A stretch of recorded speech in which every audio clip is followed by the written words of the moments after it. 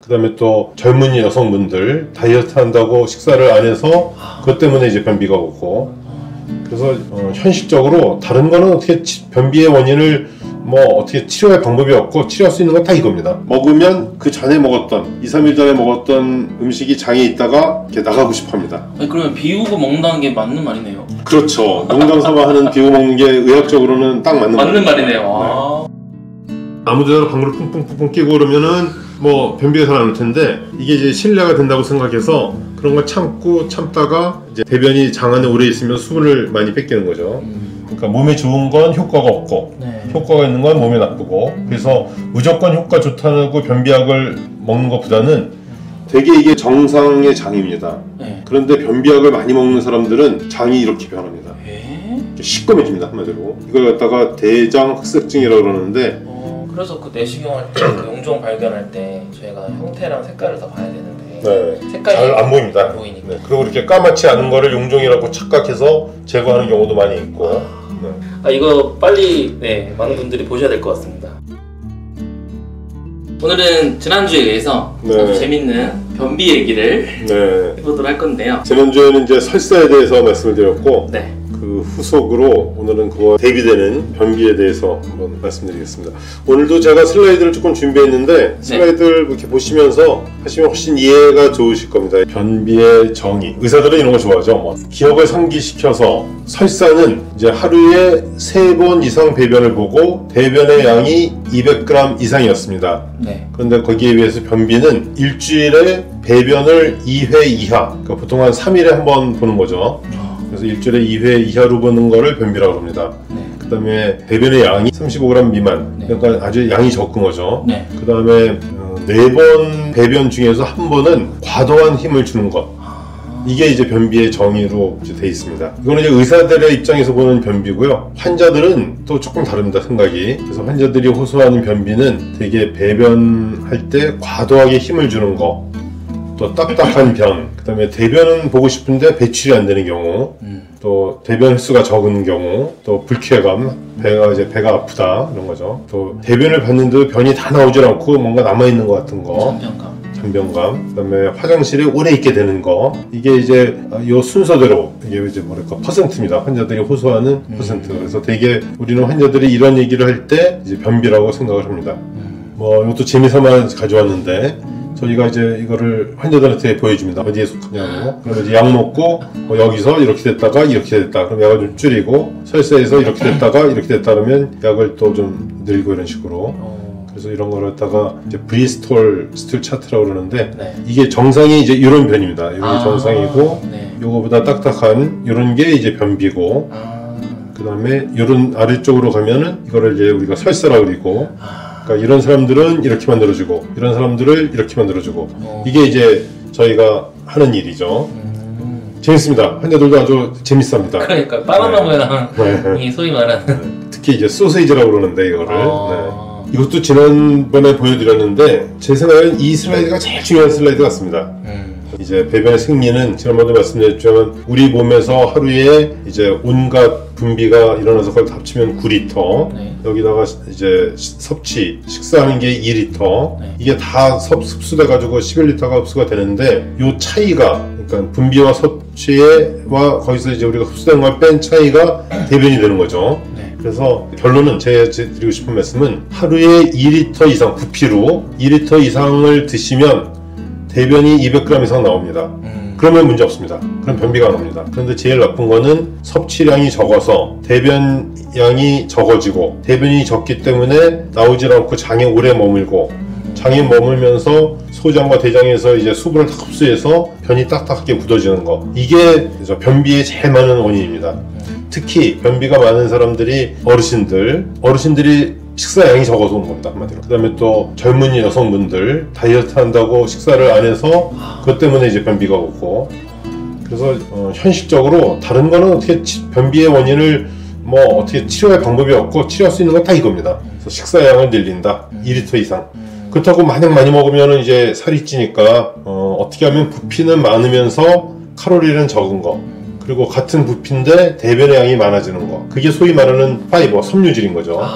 그러니까 우리가 이제 변비했을 때 채소를 많이 먹으라는 이유가 이겁니다. 그래서 이제 대변이 많이 만들어지는 파이버, 섬유질의 음식을 많이 먹는다. 이게 이제 변비 치료에 가장 중요한 이제 습관입니다. 네, 중요한 겁니다. 식이섬유는 하루에 어느 정도 먹는 게 좋나요? 하여간 뭐 이론적으로는 부피로 2리터입니다. 그 다음부터는 별로 이제 중요하진 않고 이것들은 이제 일반인들은 뭐 별로 관심 없고 의사들 입장에서 이제 관심 있는 건데 대장이 이제 운동을 합니다. 네. 운동이 두 가지 운동이 있어서 연동 운동이라 그래서 장에서 대변이 움직이는 운동이 있고 비연동 수축이라 그래서 대변은 움직이지 않고 그냥 장이 수축만 하는 거 네. 이렇게 둘로 나눌 수 있는데 네. 대변 이동하는 게 항진되면 설사가 올 거고 이게 저하돼 있으면 변비가 오겠죠.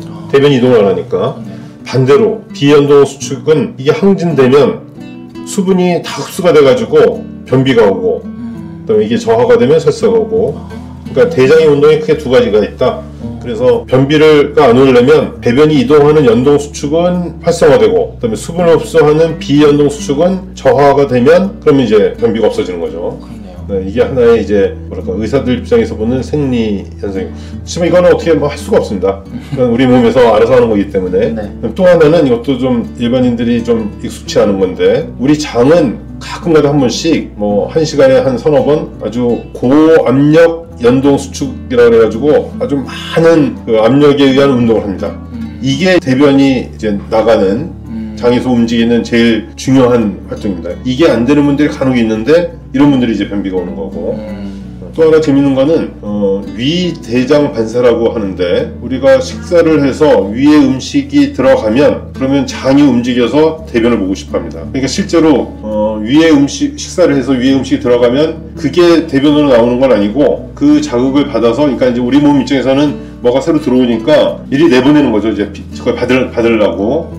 그래서 우리가 왜 그런 거 많이 느끼잖아요. 뭘 먹으면 빨리 화장실 가고 싶잖아요. 그게 이겁니다. 위대장반사라 그래서 먹은 음식을 대변으로 보는 건 아닌데 먹으면 그 전에 먹었던 2-3일 전에 먹었던 음식이 장에 있다가 이렇게 나가고 싶어 합니다. 아니, 그러면 비우고 먹는다는 게 맞는 말이네요. 그렇죠. 농담 삼아 하는 비우고 먹는 게 의학적으로는 딱 맞는 말이네요. 네. 그러니까 먹고 비운다보다는 비우고 먹는다가 맞는 말이에요. 이게 대변의 생리에 아주 중요한 기능입니다. 그 다음에 또 하나 이것도 좀 재밌는데요. 우리 몸에는 그 항문 주변에 치골 직장근이라는 게 있는데 여기서 보면 이 초록색으로 되어 있는 겁니다. 네. 그게 평소에는 이렇게 수축돼 있습니다. 그래서 대장이 각도가 이렇게 오므라져 있다가 우리가 배변을 위해서 힘을 주면 이 근육이 늘어나면서 직장이 이렇게 일자가 됩니다.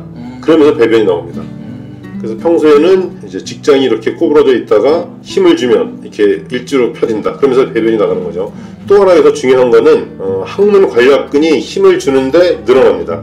그래서 장은 똑바로 되고 항문 관략근은 이완이 되고 이게 이제 아주 자연스럽게 되는데 어르신들이 이제 대변을 잘 못 보는 이유가 이게 잘 안 됩니다. 그러니까 이 힘을 잘 못 줘서 직장을 일직선으로 만들지 못하고 그때 딱 그 순간에 항문 관략근이 이완이 돼서 대변이 나가야 되는데 이완을 잘 못 시키고 그 코디네이션이 잘 안 되는 거죠. 그게. 그래서 이제 아까 젊은 사람들이나 식사량이 적어서 변비가 오는 거 하나, 그다음에 이거 이 배변 억제 기전을 갖다가 잘 못해서 오는 거. 네. 이제 크게 두 가지가 제일 이제 문제입니다. 여태까지 말씀드린 걸 정리하면 대변의 양이 우선 많아야 되는 거죠. 이게 2리터를 먹어야지만 하루에 200g의 대변이 나와서 문제가 없다. 그래서 2리터를 안 먹으면 안 된다. 그다음에 이제 지연된 대장 통과. 이거는 뭐 자기 체질이기 때문에 이건 어쩔 수가 없고, 그다음에 지금 말씀드린 이 항문 관략근이 이완되면서 직장이 펴져야 되고 관략근이 늘어나야 되는데 이게 좀 잘 안 되는 경우, 이거는 이제 아주 연세 많으신 분들이 대변을 잘 못 보는 이유. 되게 이렇게 나눠서 말씀드릴 수가 있겠습니다. 이것도 재밌어서 제가 좀 정리해봤는데요. 어떤 사람들이 변비가 잘 오나 재밌는 거는 되게 이제 고령, 이건 다 알 수 있고 또 여자분들 식사량이 적기 때문이겠죠. 그 다음에 교육 정도, 그러니까 교육을 많이 받은 사람들이 변비가 좀 많습니다.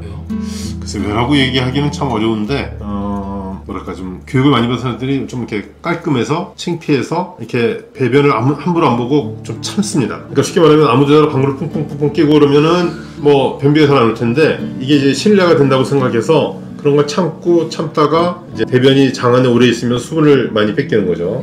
그래서 이건 확실히 그렇습니다. 교육을 많이 받은 사람들이 변비가 좀 많이 있는 경향이 있습니다. 교수님은요? 저는 뭐 아주 태어나기 천부적으로 문제 없게 역시 소화기내과네. 그리고 저는 식사량이 많습니다 기본적으로. 그래서 뭐 식사량이 많기 때문에 문제 없습니다. 그 다음에 이제 약들 중에서는 특히 마약 또 항정신성 약물 이런 것들이 이제 변비를 유발시키는 거고 또 우울증 환자들이 변비가 많이 옵니다. 그 다음에 음식으로는 아까 말씀드린 대로 고섬유식을 해야 되는데 저섬유식 또 고칼슘식 이런 것들이 변비가 많이 오고 또 장이 운동을 해야 되는데 우리가 운동을 했어도 외부에서 움직이면서 장이 움직이게 해줘야 되는데 이제 그런 운동을 하고 가만히 침대에 누워만 있으면 변비가 오겠죠 당연히. 그럼 저희 내시경 할 때 장 비울 때도 좀 움직임을 주라는 그럼요. 네, 아주 많은 도움이 되죠. 그 다음에 이제 질환 중에서는 당뇨가 있는 분들이 이제 변비가 잘 오고 장 운동이 잘 안 됩니다. 또 갑상선 기능 저하증, 정원 폐색은 당연하고 또 칼슘 그래서 되게 이런 것들이 변비를 악화시키는 조건이기 때문에 자기가 여기에 이제 속하지 않기 위해서 조금 노력을 하실 필요가 있습니다. 변비의 치료는 우리 다 아는 얘기죠. 식이요법 그래서 식사량을 늘린다. 그러니까 살을 찌지 않는 범위 내에서 부피를 많이 키운다. 특히 이제 대변이 많이 만들어지는 음식을 많이 먹는다. 파이버 얘기죠. 배변 습관. 정기적으로 일정한 시간에 배변을 보는 습관이 제일 좋습니다. 그래서 우리 몸이 그 시간이 되면 자기도 모르게 배변을 보고 싶게. 그래서 의사들이 제일 권하는 거는 그냥 아침에 일어나면 냉수 한 모금 먹고 화장실 가는 거. 이걸 우리 몸이 거기에 익숙해지게 그렇게 만드는 배변 습관이 중요하고 그리고 아까 말씀대로 이제 운동을 해야 해서 장이 움직이게 해주는 게 중요하고 그래도 안 되면 그때 이제 약물요법을 사용하는 거죠. 변비약이 굉장히 많습니다. 근데 특히 우리는 그걸 갖다가 이렇게 분류를 하는데 뭐 팽창성 완화제라는 거는 대변의 양이 많아지게 하는 거. 이거 뭐 많이 들어보셨을 겁니다. 아락실 이런 거. 그다음에 염류, 마그멜 대표적인 게. 그다음에 삼투성 하제, 듀파람 이런 것들, 자극성 하제, 듀크락스, 관장약. 근데 쉽게 말하면 여기서 효과가 좋은 변비약은 몸에 해롭습니다. 되게 자극성 하제, 고섬투합성 이런 것들이거든요. 그다음에 효과가 없는 변비약은 몸에 해롭지 않습니다. 그러니까 몸에 좋은 건 효과가 없고 효과가 있는 건 몸에 나쁘고 그래서 무조건 효과 좋다고 변비약을 먹는 것보다는 이제 차례대로 생활 습관을 고쳐보고 배변 습관을 고쳐보고 안 되면 약을 먹는데 처음에는 팽창성 완화제 그러니까 대변의 양이 많아지는 약을 먹어보고 이걸로 안 되면 그 다음에 이제 염류성, 삼투압, 가격성하제 이런 식으로 그래서 제가 꼭 말씀드리고 싶은 얘기는 이겁니다. 아까도 말씀드렸지만 효과가 있는 건 몸에 해롭다. 몸에 해롭지 않은 건 또 효과가 별로 없다. 그래서 거기서 이제 적당히 자기가 의사랑 의논해가지고 이제 해롭지 않은 거를 하는 거죠. 되게 이게 정상의 장입니다. 그런데 변비약을 많이 먹는 사람들은 장이 이렇게 변합니다. 시꺼매집니다 한마디로. 이걸 갖다가 대장 흑색증이라고 그러는데 이런 이유는 변비약 중에 그 안스라퀴논이라는 성분이 장을 이렇게 만듭니다. 이게 들어가 있는 대표적인 것들이 알로에, 결명차, 세나 이런 것들인데 그래서 이런 약들을 장기간 복용하면 정상 장이 이렇게 됩니다. 그래서 제가 대장 내시경 해보면 이제 변비 있는 환자들 중에 이런 분들을 참 많이 보게 됩니다. 물론 이거를 또 끊으면 100%는 아니지만 다시 또 좀 돌아옵니다. 그래서 이제 대장색증이 다시 이렇게 돌아오는 그런 일들이 있습니다. 효과 있는 건강보조식품 중에 안트라퀴논이라는 성분이 이게 들어가면 이제 장 운동이 잘 되고 대변이 잘 나오거든요. 그런데 장이 아주 이렇게 색깔이 변하는. 그래서 그 내시경 할 때 그 용종 발견할 때 저희가 형태랑 색깔을 다 봐야 되는데 색깔이 잘 안 보입니다. 안 보이니까. 잘 보이지도 않고. 그리고 이렇게 까맣지 않은 거를 용종이라고 착각해서 제거하는 경우도 많이 있고. 그래서 다시 한번 말씀드리면 제일 좋은 거는 식사량을 늘려서 변의 양이 많아지는 게 제일 좋고 부득이하게 변비약을 드실 때는 효과 좋은 약보다는 효과가 없는 것부터 시작하고 또 계속 먹지 않고 먹었다가 이제 끊었다가 필요할 때만 복용하는 거 이런 것들이 이제 오늘 제가 말씀드리고 싶은 제일 중요한 내용이 되겠습니다. 혹시 궁금하시거나 이렇게 가겠습니다. 이거 빨리 많은 분들이 보셔야 될 것 같습니다. 이번 시간은 이걸로 마치겠습니다. 교수님 감사합니다. 네, 감사합니다. 네.